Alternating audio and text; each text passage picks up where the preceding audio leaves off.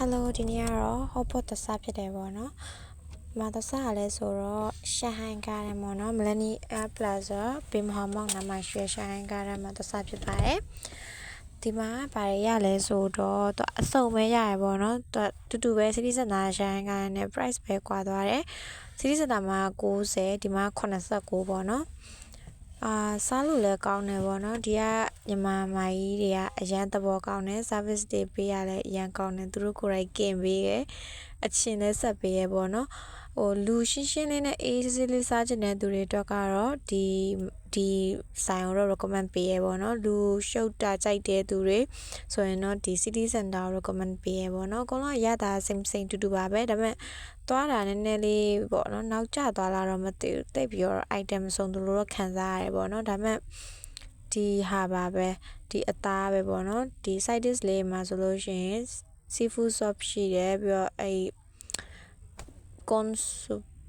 corn soup ပြီးတော့ဒီမှာဆိုရင်ထမင်းဖြူစားခြင်းလည်းဆိုထမင်းဖြူရှိရပေါ့နော်ဒါဆိုလို့ရှိရင်ဒါဘာခေါ်လဲအဲ့ဒါမပြောတတ်ဘူးပြီးတော့ဒီဟာကတော့ကော်ပြန်ပေါ့နော် spring roll လို့spring roll ဘာလို့ရှိမဲပြီး dumpling လေးလည်းရှိရပေါ့နော် prawns နဲ့ရှိမဲ chicken နဲ့ရှိမဲပြီးတော့ဒီမှာ desserts လေးလည်းစားလို့ရရပေါ့နော်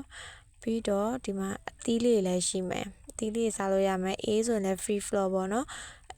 City Center ကရှဟိုင်းကားနဲ့တော့တူတူပဲပေါ့နော်ဒါပေမဲ့